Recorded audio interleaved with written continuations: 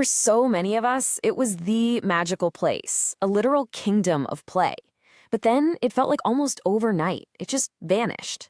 So today, we're going to do a bit of an autopsy on this fallen giant. We'll explore the critical strategy failures that led to the collapse of the one and only Toys R Us. I mean, it's a question that a lot of us still ask, right? How could a brand so deeply woven into our childhoods, a retailer that absolutely dominated its market, just poof, be gone? Okay, let's get into it and figure this out.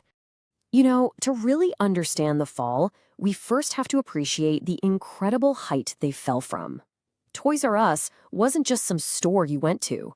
It was a genuine institution. And they were called a category killer for a very, very good reason. I mean, these massive warehouse-style stores were packed floor to ceiling with every toy you could possibly imagine. They had a selection and a price that your small, local toy shops just couldn't dream of competing with. For a long time, they were the undisputed kings. So this timeline here, it really gives us a roadmap for our story. You can see it all laid out, from the founding, through the golden age in the 80s, and then you see a series of absolutely devastating decisions in the 2000s that basically sealed their fate. So let's start with that first one. So as the new millennium dawned, this new threat started to emerge, right? The internet. And Toys R Us's first major stumble was in how they decided to deal with it. This was, you could say, the first deep cut. You gotta remember, the pressure was on.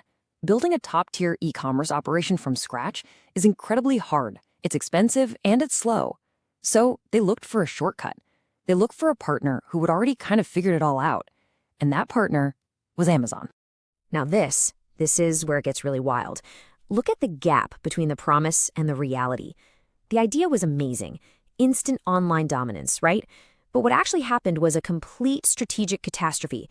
Amazon basically used Toys R Us as its own personal 10-year-long training course on how to sell toys. They learned everything about their products, their suppliers, their customers, everything. And this quote just hits the nail on the head, doesn't it? By handing over the keys to their entire online kingdom, Toys R Us gave up the chance to learn, to grow, and to build the digital muscles they would desperately need to survive in the years to come. So just as the mess from the Amazon deal was really starting to stink, the company gets hit with a second, crippling blow. This one was financial, and it would basically chain them to the past. To really get what happened next, you need to understand what a leveraged buyout, or LBO, is. Let's put it in simple terms.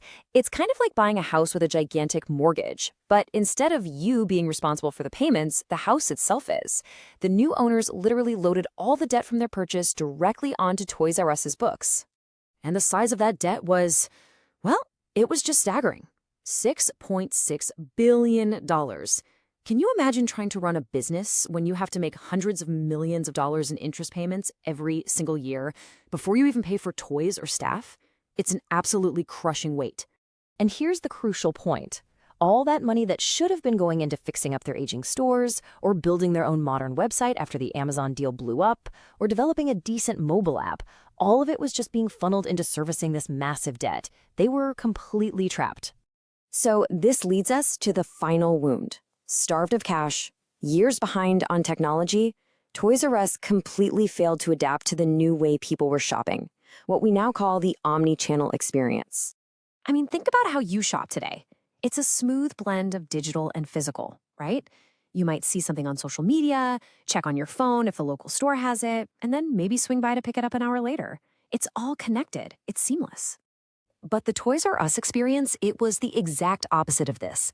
Their website was clunky and old, their online inventory had basically no connection to what was actually in the stores, and trying to buy something online for pickup was a total roll of the dice. It was just a disjointed, frustrating, and really off-putting experience for customers. And what happens when you frustrate your customers like that? It's pretty simple. They leave. They went to Amazon, to Walmart, to Target, any retailer who had actually invested in making that shopping experience easy and convenient.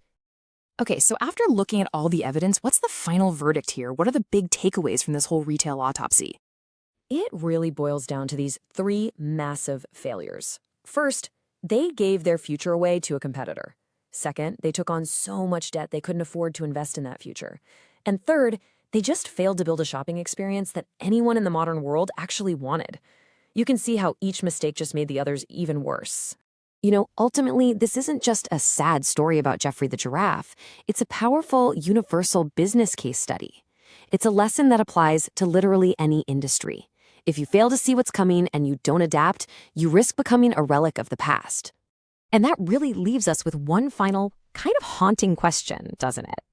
Toys R Us let a competitor build their digital future for them, and it ended in total disaster. It really makes you wonder, in a world that changes this fast, who are you trusting with your